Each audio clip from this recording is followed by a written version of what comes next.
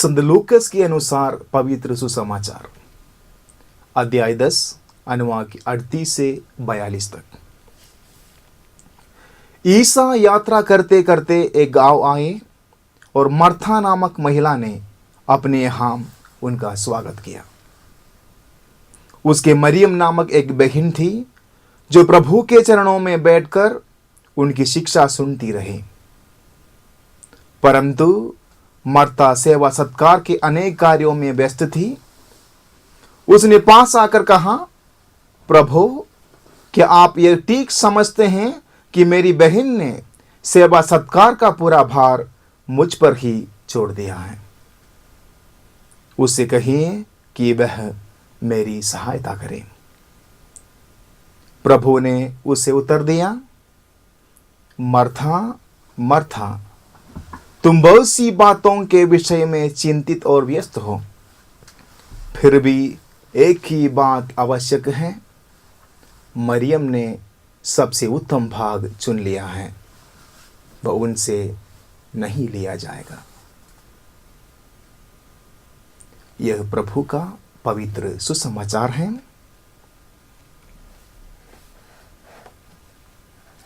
दोस्तों, सुनाए गए सुसमाचार भाग एक ऐसी एक घटना प्रस्तुत करता है जो आज भी हमारे परिवारों में घटित होता है। पति पत्नी से कहता है, मैं घर का पूरा काम चलाता हूं, लेकिन पत्नी का कहना है, घर का पूरा काम मैं ही संभालती हूं। आज के समाचार में हम यही देखते हैं।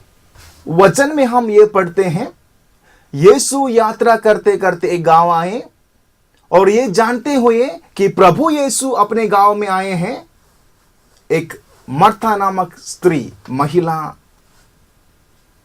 प्रभु यीशु को अपने घर की ओर स्वागत करती है।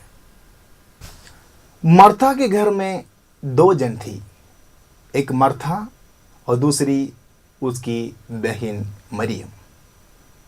जब से प्रभु यीशु मर्था के घर में आए हैं, मर्था प्रभु यीशु को खिलाने पिलाने में व्यस्त थी, लेकिन मरियम प्रभु के साथ बैठकर उनके बातों में ध्यान देती रही।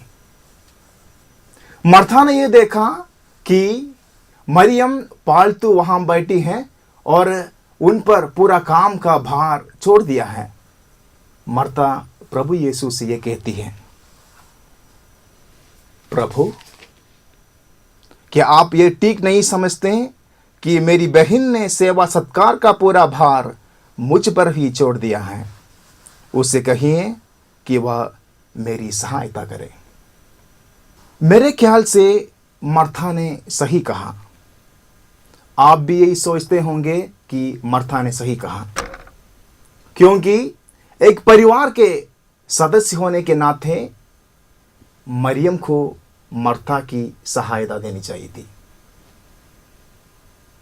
लेकिन हम यहां देखते हैं, हमारे विचार के विरुद्ध प्रभु यीशु मरियम के साथ देती है। मैं यही सोच रहा था कि शायद प्रभु यीशु मर्था के साथ देंगे, लेकिन यहां सुसमाचार में हम देखते हैं प्रभु यीशु मरियम का साथ देता है और मर्ता से ये कहता है, मरियम ने सबसे उत्तम भाग चुन लिया है, वह उनसे नहीं लिया जाएगा।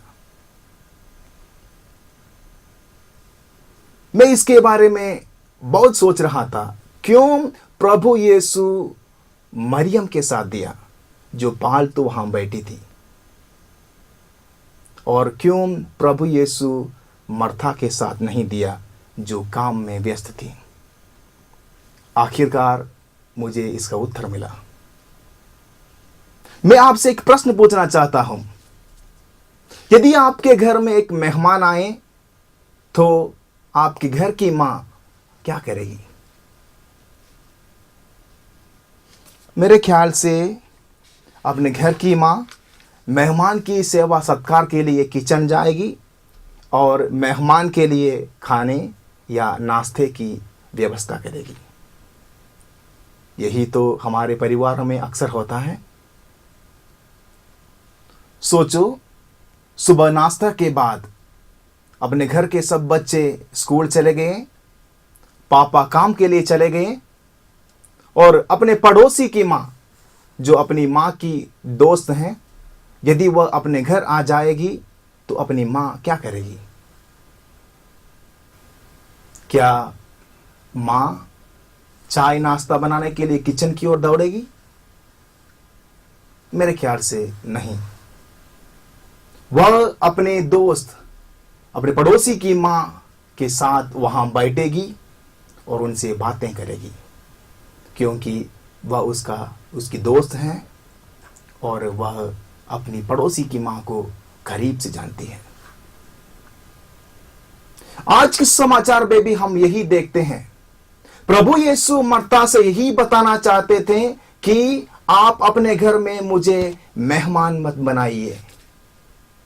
मैं आपके घर में मेहमान बनना नहीं चाहता हूं।